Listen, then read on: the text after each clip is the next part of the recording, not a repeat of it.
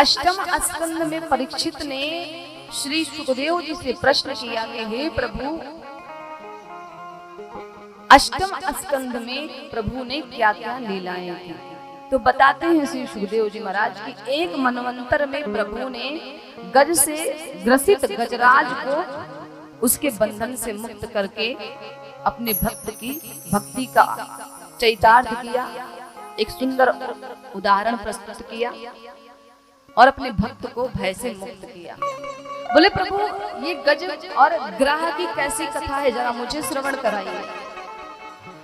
सुखदेव जी कहते हैं, परीक्षित, ऐसा नहीं है कि हम भगवान को याद नहीं करते, याद करते हैं, पर कब करते हैं? भगवान की याद कब आती है? सही सही बताइएगा। सुख में आती है क्या? मुझे तो नहीं लगता आती होगी। सुख में ये होता है कि भाई आराम करो, ले लेंगे भगवान का नाम, होता है ना। सुखदेव जी कहते हैं कि ऐसा नहीं है कि हम भगवान को याद नहीं करते, उनकी याद आती है, पर कब? जब दुख आता है तब याद आता है। आज भी कुछ ऐसा ही हो रहा है। जब तक सुख रहता है हम इतने अधम हैं कि हमें भगवान की याद नहीं आती, हम भगवान का नाम नहीं लेते। कि दुख में सुमिरन सब करें, सुख में करें न कोई, जो सुख में सुमिरन करे तो काहे को दुख हो। जो सुख में याद करते रहे तो दुख आए ही क्यों? दुख क्यों आता है? क्योंकि हम सुख में भगवान को भूल जाते हैं। बोले राजन, मैं आपको एक कथा सुनाता हूँ। एक कथा याद आ रही है। एक पर्वत था, उसका नाम था त्रिकुट पर्वत, और उस पर्वत पे बहुत सारे छोटे बड़े जीव जंतु रहा करते थे। और उसी पर्वत की एक कंदरा में गजराज नाम का एक विशाल हाथी रहता था, जिसके भीतर 100 हाथियों का बल विद्यमान था। अच्छा, हमें क्या होता है कि हमें अपने बल पे बड़ा अहंकार रहता है। जब तक हम युवा अवस्था में रहते हैं कि भाई हम तो कुछ भी कर सकते हैं, रहता है ना। बल का अहंकार बड़ा खतरनाक होता है। और ये पता कब चलता है? जब धीरे धीरे 60 साल के बाद हमारे शरीर के में बल की कमी होने लगती है, तब पता चलता है। पहले तो भाई जो है हम ही है, सामने वाला क्या है? कुछ नहीं।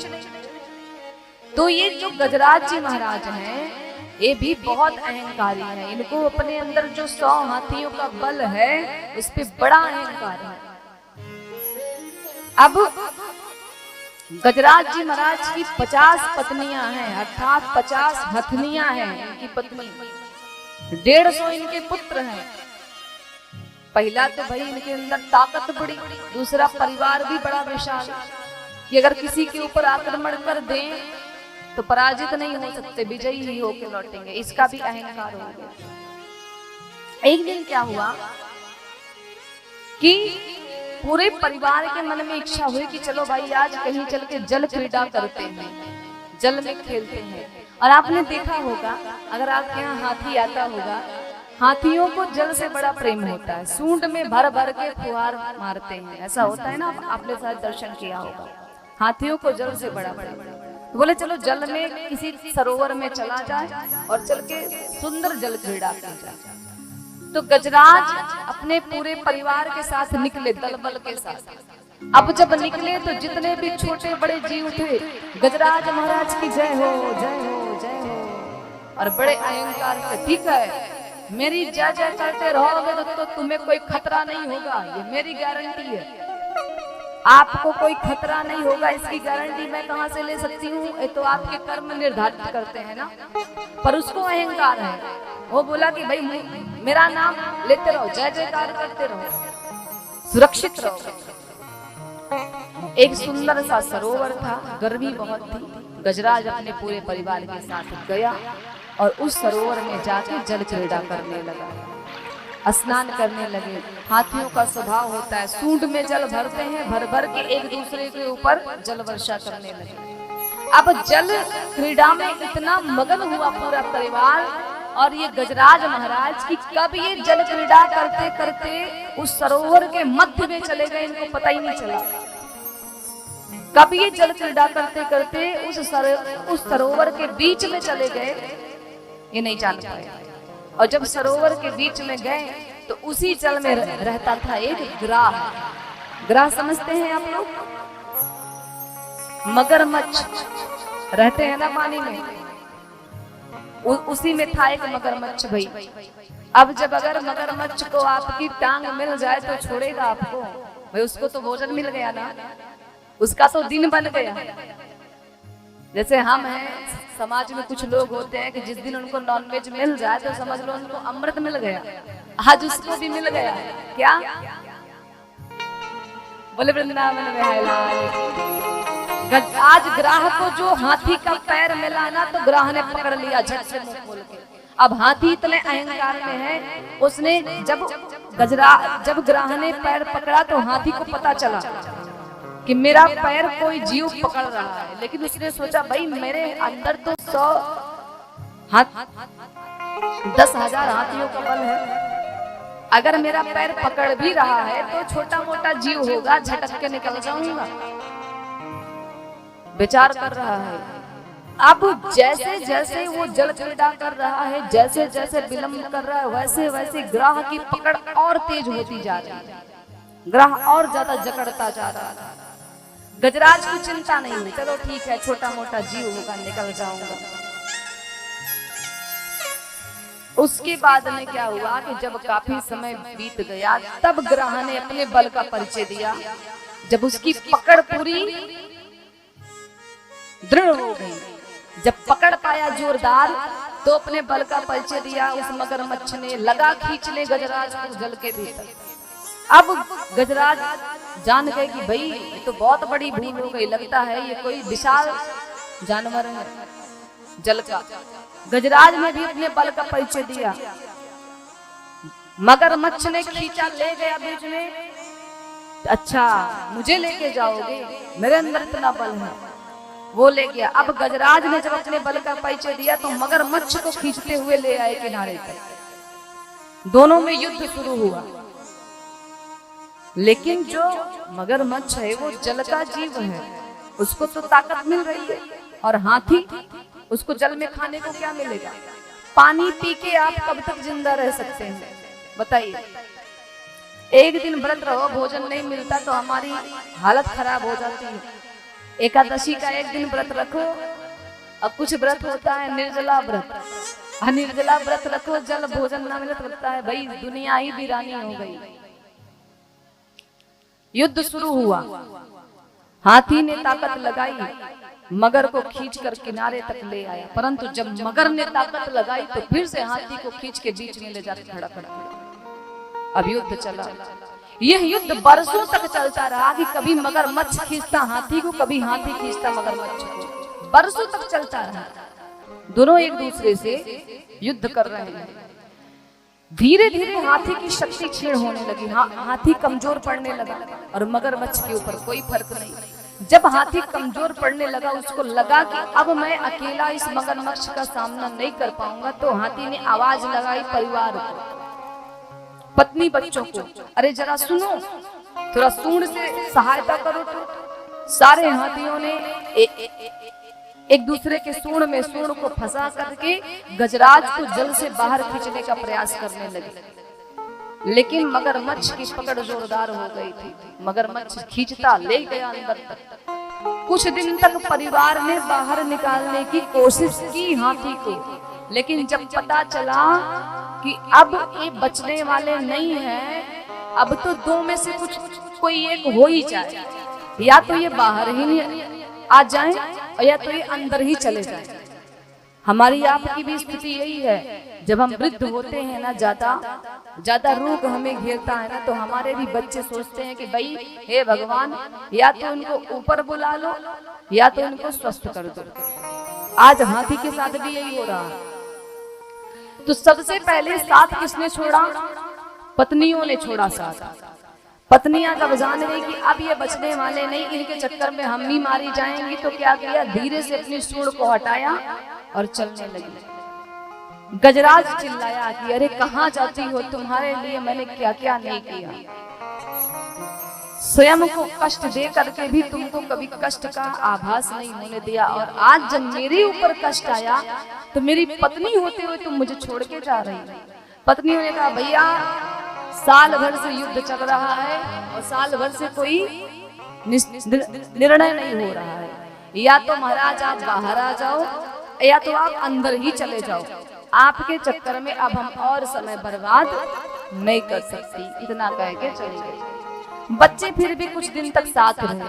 अब जब बच्चे भी कुछ दिन तक साथ रहते रहते एकदम थक गए कि हाँ अब तो पिताश्री बचने वाले नहीं, अब तो इनकी मौत निश्चित है। एक दिन बच्चों ने भी अपनी सूंड को हटाया और जाने लगे। अब तो गजराज रोने लगा, बोला अरे कहाँ जाते हो तुम लोगों का लालन पालन करने के लिए मैंने ना जाने कितने कष्टों को सहा, स्वयं भूखा रख के तुम्हें मैंने भोजन कराया, और जब आज मेरे ऊपर कष्ट आया तो तुम छोड़ के चले जा रहे हैं। बच्चों ने कहा पिताजी मरना तो है ही है एक ना एक दिन, तो आपके साथ हम सब क्यों मरे, आप अकेले ही जाइए ना, और हमें पता है कि अब आप बच नहीं सकते। हथनियों ने भी समझ लिया कि अब नहीं बचने वाला, बच्चों ने भी समझ लिया। गजराज पुकारता रहा कि देवियों इस संकट की घड़ी में मुझे अकेला छोड़ के कहीं मत जाओ, मैं अकेला हूँ, मैं तुम्हारा पति हूँ, मैं तुम्हारा पिता हूँ। यही चीज हमारे साथ भी होती है, जब संकट की घड़ी आती है ना तो अपने भी पराये हो जाते हैं। सुख में तो जिनसे हमारा कोई संबंध नहीं वो भी आके संबंध बनाते हैं, भाई हम आपके दूर के रिश्तेदार हैं, हमें नहीं पहचानते, कौन भैया मैं आपका दूर का रिश्तेदार हूँ। इस सुख का समय है, लेकिन जब दुख आता है ना तो स्वयं अपने भी जो अपने करीबी रहते हैं वो भी पल्ला झाड़ के चले जाते हैं, आपको देख करके आपको पहचानने से भी इनकार कर देते हैं। ये दुख की बात है। आज गजराज के साथ भी यही हुआ। बच्चों ने कहा या तो भैया भीतर ही आ जाओ, या तो तुम बाहर ही आ जाओ, या भीतर चले जाओ, अब हम थक गए हैं आपको खींचते खींचते, अब हमारे बस की बात नहीं, हम जाते। तो गजराज के नेत्रों से आज अश्रु गिरने लगा। उसने सोचा इस संकट की घड़ी में मेरा परिवार ही मुझे छोड़ के चला गया। इंसान बाहर वालों से दुश्मनी होने पे नहीं टूटता, लेकिन जब घर वालों से दुश्मनी हो जाती है तो व्यक्ति टूट जाता है। आज गजराज भी टूट गया कि प्रियतम जान लियो मन माही, अपने सुख से ही जग बांध्यो, कि कोहू काहू को नाही, असुख में आन सबे मिल बैठत, लेकिन सुख में आन सबे मिल बैठत, रहत चहु दिसी घेरे, लेकिन विपत्ति पड़ी सबही संग छोड़त, को नावत नेरे। सुख में तो सभी साथ देते हैं, पर दुख में जो साथ दे वही वास्तविक अपना संबंधी है, नहीं तो सब झूठे। अब हाथी ने अपनी आंखें बंद कर ली, समझ गया कि इन दुनिया वालों से तो कुछ नहीं मिलने वाला, अब तो केवल एक ही शक्ति है जो मुझे बचा सकती है शायद। क्यों? जीवन भर अहंकार किया है, हो सकता है भगवान भी मुख मोड़ ले, लेकिन प्रभु का ये स्वभाव नहीं है। हाथी ने क्या किया? नेत्र बंद कर दिया। अब तू इन संसार वालों से मुझे कुछ लेना देना नहीं, ये सब झूठे हैं, ये सब एक साथ छोड़ के चले जाते हैं। और हमें पता है, मैंने बताया हमें दुख इसीलिए होता है कि हम जो रिश्ता बनाते हैं ना आपसे उम्मीदें ज्यादा कर लेते हैं महाराज। उम्मीदें ना करें तो दुख हो ही नहीं।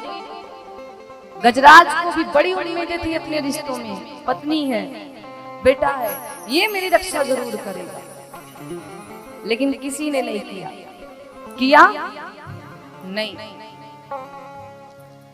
गज ने कहा कि सुख में आन समय मिली बैठत रहत चौदिसी घेरे। चारों तरफ लोग घेर के बैठे हैं, लेकिन दुख में कि विपत्ति पड़ी सब ही संग छोड़त। इसका दर्शन जीवन में एक बार शायद सभी ने किया होगा कि विपत्ति जब आती है तो सभी साथ छोड़ देते हैं।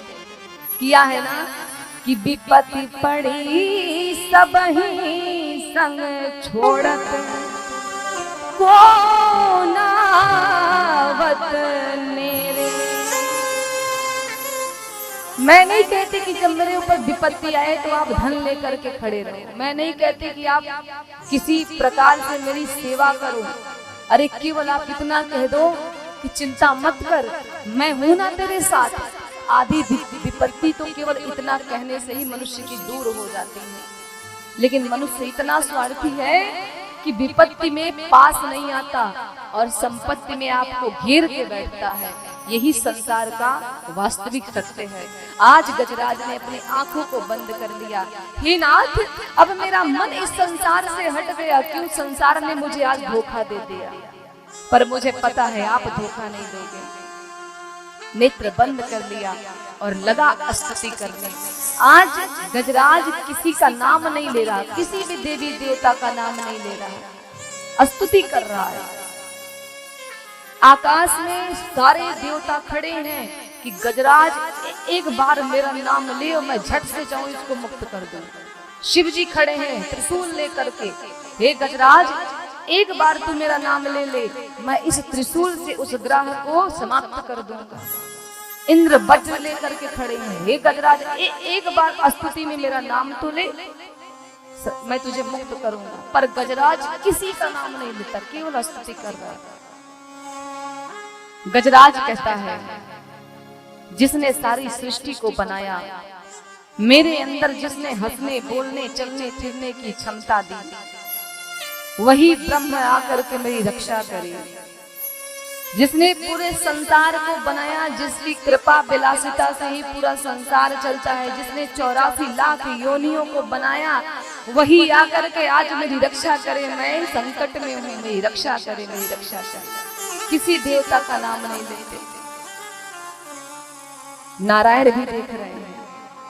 अब जब कोई किसी का नाम नहीं लिया तो नारायण ने क्या किया, अपने गरुड़ को से कहा भाई गरुड़ चलो, मेरा भक्त मुझे पुकार रहा है। माता लक्ष्मी ने कहा, प्रभु उस गजराज ने तो आपका नाम लिया ही नहीं।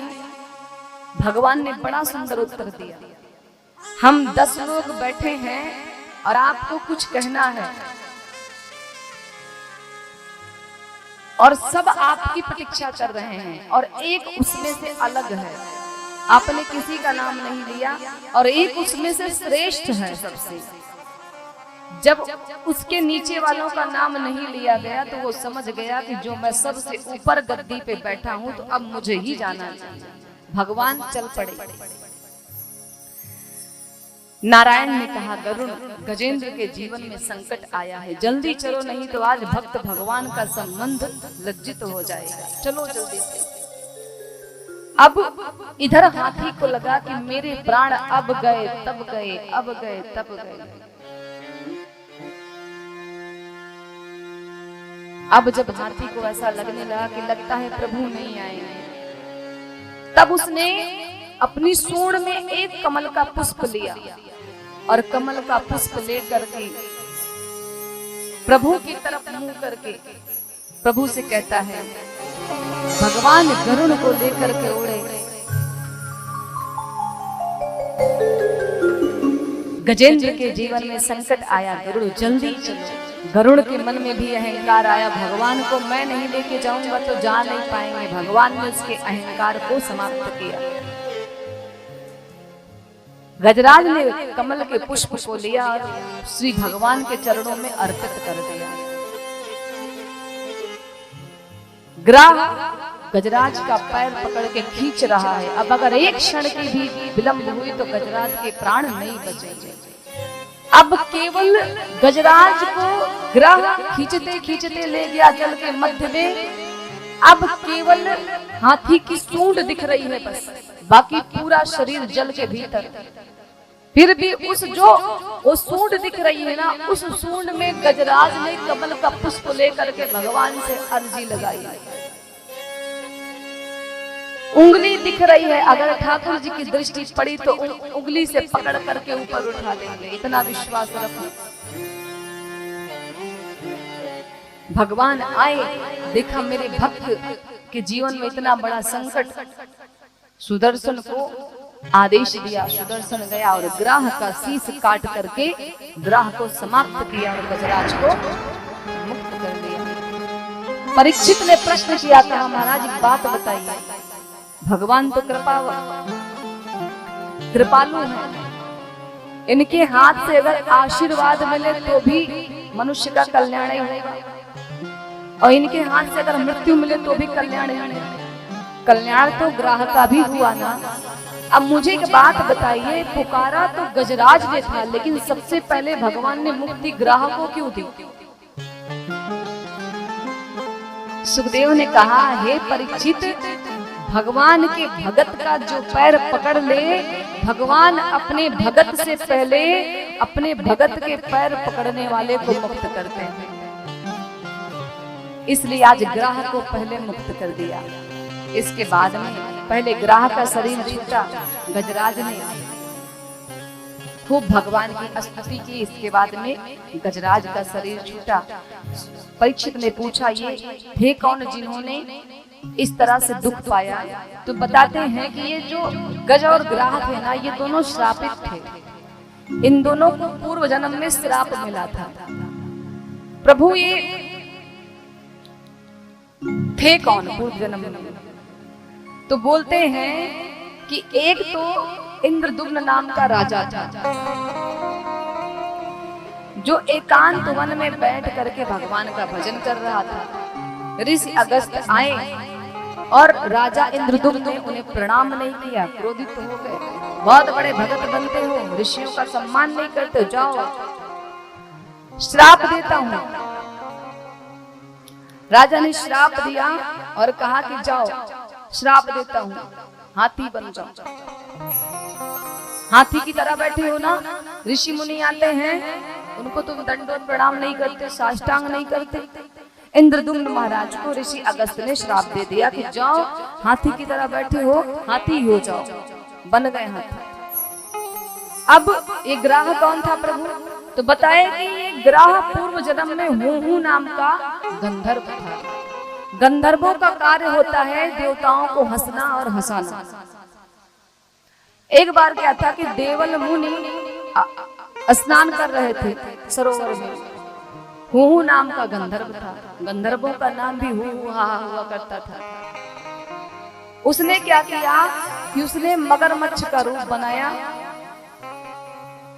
और जल के नीचे नीचे नीचे नीचे गया और जाके देवल मुनि स्नान कर रहे थे, जाके उनके पैरों को झट से पकड़ लिया और पकड़ कहता है, मुनिवर दंडवत करता हूँ, साष्टांग प्रणाम करता हूँ।